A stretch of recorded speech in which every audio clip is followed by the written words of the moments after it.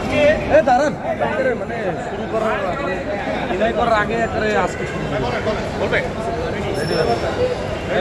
ভাই এখন থেকে এই নিউজ দেখার পরে কোনো বাসায় কোনো ধনীর বাসায় কোনো গরিব মেয়ে বা কেউ কাজের লোক থাকবে না।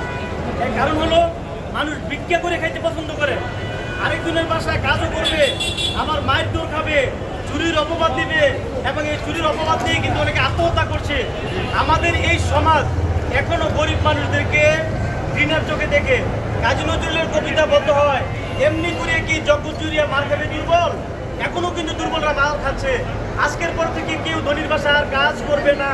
এর কারণ হলো বসুন্ধরা এলাকায় 29/5/2025 তারিখে রাত 11টায় 55 লক্ষ টাকা এক মেয়ে ব্যাংকের থেকে এনে বস্তানের নিচে লাগেজের ভিতরে বিল মেরে রেখেছে। আমি কাজের মেয়ে হালিমা, সে সকালে কাজ করে বিকেলে চলে যায়। যেই দিন ঘটনা রাত 11টা টাকা রাখছে, এই মেয়েটা সকালে কাজ করতে গেছে, কাজ শেষে বাদি কিন্তু বাসাই ছিল একই ফ্লোরে, সে চলে আসছে তাকে না বলে সে নাকি 55 লক্ষ টাকা চুরি করে নিয়ে গেছে। 2 মাস পরে তারা থানায় গেছে মামলা করতে। প্রথমে থানার ওসি কিন্তু মামলাটা নেয় নাই, পরবর্তীতে তাদের হোল্ড আছে, তারা গরিব মানুষ, তারা ক্ষমতাকে ব্যবহার করে ডিবিকে দিয়ে জোর করে এই মেয়েরা ধরে এনে মামলাতে দিয়েছে। বর্তমানে এই মেয়েটা যে বাসায় টাকা চুরি হয়েছে তার পাশের বাসায় কাজের মেয়ে হিসেবে কাজ করে এবং ওই বাসার মেয়ে আমার কাছে একটা সার্টিফিকেট করে প্রত্যানপত্র পাঠিয়েছে যে মেয়েটা গরিব কিন্তু অত্যন্ত ভালো সৎ, তার কোনো দোষ দেখি নাই।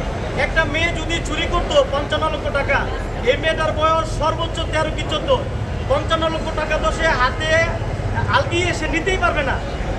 এক বস্তা টাকা, এই 55 লক্ষ টাকা এই মেয়েটা নিয়ে গেছে এমন একটা মিথ্যা অভিযোগ দিয়ে তারা 7 দিনের রিমান্ড চেয়েছে ডিবি। আজকে বিজ্ঞ আদালতকে বলেছি, বিজ্ঞ আদালত আমার অপরাধ, আমি গরিব, আমি অসহায়, আমি